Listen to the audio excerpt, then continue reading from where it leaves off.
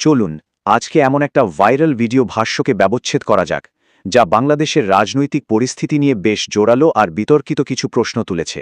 আমরা এখানে কোনো পক্ষ নিচ্ছি না, বরং এই দৃষ্টিভঙ্গিটা ঠিক কিভাবে ধাপে ধাপে তৈরি করা হয়েছে সেটাই বোঝার চেষ্টা করব।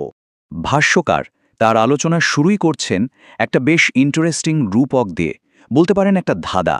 তিনি বলছেন, আমরা আকাশে উড়তে থাকা ঘুড়িটা দেখতে পাচ্ছি, কিন্তু যে হাতটা সেই ঘুড়ির লাটাই ধরে আছে সেটা আমাদের চোখের আড়ালে।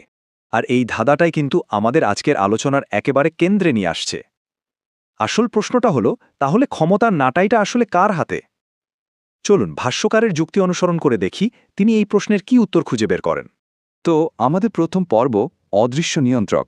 এই পুরো অভিযোগটা বুঝতে হলে সবার আগে ক্ষমতার এই রাজনৈতিক রূপকটার জট খোলাটা জরুরি। ভাষ্যকারের চোখে ক্ষমতার নকশাটা ঠিক এরকম। তিনি বলছেন, এই যে ঘুড়ি, এটা হলো সরকার, যা আমাদের চোখের সামনে ভাসছে। এরপর আমরা যে দৃশ্যমান সুতা দেখি সেগুলো হলো কমিশন, প্রশাসন, মিডিয়ার মতো প্রতিষ্ঠানগুলো। কিন্তু এর পেছনেও নাকি আছে এক অদৃশ্য সুতা, মানে এক ডিপ স্টেট।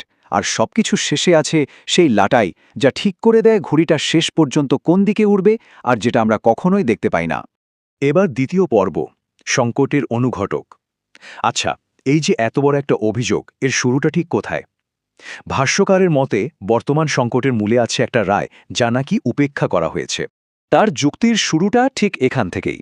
অভিযোগটা হলো, একটা গণভোটের রায়কে নাকি সরাসরি অগ্রাহ্য করা হয়েছে, আর তাতেই তৈরি হয়েছে এই সংকট।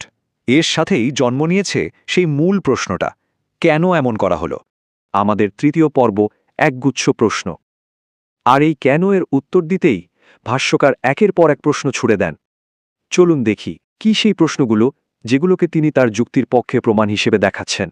প্রথম প্রশ্নটা দেখুন, সরাসরি নিরাপত্তা বাহিনীকে নিয়ে। ক্ষমতা বদলের ঠিক পরপরই কেন সামরিক গোয়েন্দা বিভাগের প্রধানের প্রথম সফরটা ভারতে হল?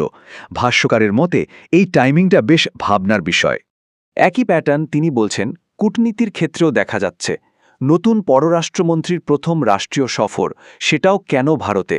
এটা আসলে কিসের ইঙ্গিত দেয়? এরপর আসা যাক অর্থনৈতিক সিদ্ধান্তে। ভাষ্যকার প্রশ্ন তুলছেন, চীন যখন জ্বালানি দিতে প্রস্তুত, তখন কেন ভারতের কাছ থেকে নেওয়ার দিকেই ঝোঁকা হচ্ছে? তার মতে এটা সাধারণ কোনো সিদ্ধান্ত নয়। এই তালিকাটা কিন্তু এখানেই শেষ নয়, আরও প্রশ্ন তোলা হয়েছে। যেমন, এত দেশ থাকতে ঠিক ভারত থেকেই কেন ট্রেনের কোচ আমদানির কথা ভাবা হচ্ছে?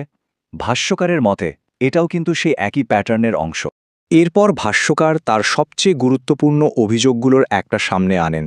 প্রশ্নটা হলো, কেন প্রায় ১২০ কোটি টাকার জমি ইসকন নামের একটা সংস্থাকে মাত্র ২ লাখ টাকায় দিয়ে দেওয়ার অভিযোগ উঠেছে? চতুর্থ পর্ব, বক্তার অভিযোগ। এই যে এতগুলো প্রশ্ন, এগুলোর পর ভাষ্যকার অবশেষে তার মূল বক্তব্যে আসছেন। তিনি এবার বলছেন, সেই অদৃশ্য লাটাই আসলে কার হাতে? এই যে এতক্ষণ ধরে আমরা প্রশ্নগুলো শুনলাম, সেগুলোর শেষে ভাষ্যকার ঠিক এই কথাটিই বলছেন। তার মতে এটাই হলো সবকিছুর চূড়ান্ত উত্তর। এর বাংলা করলে দাঁড়ায়, ক্ষমতার এই পালা বদলে সেই লাটাইটা আবারও ভারতের হাতে চলে গেছে। মানে অভিযোগটা একদম পরিষ্কার। ভাষ্যকারের মতে পর্দার আড়ালের সেই নিয়ন্ত্রক হলো ভারত। পঞ্চম পর্ব, উদ্দেশ্য বিশ্লেষণ। আচ্ছা, অভিযোগ তো জানা গেল, কিন্তু এর পেছনের কারণটা কি, অর্থাৎ উদ্দেশ্যটা কি? ভাষ্যকার এই কথিত প্রভাব বিস্তারের পেছনে কোনো মোটিভ দেখছেন? ভাষ্যকারের যুক্তিটা অনেকটা এরকম। তিনি বলছেন, আগস্টে আগের সরকারের পতনকে দেখা হচ্ছিল ভারতীয় আধিপত্যবাদের একটা পরাজয় হিসেবে। আর তাই একটা ভয় ছিল যে গণভোট হলে সেই পরাজয়টা আইনিভাবে প্রতিষ্ঠা পেয়ে যাবে। আর এখনকার লক্ষ্য হল বাংলাদেশের উপর সেই হারানো নিয়ন্ত্রণ আবার প্রতিষ্ঠা করা। তাহলে পুরো বিষয়টা কি দাঁড়ালো?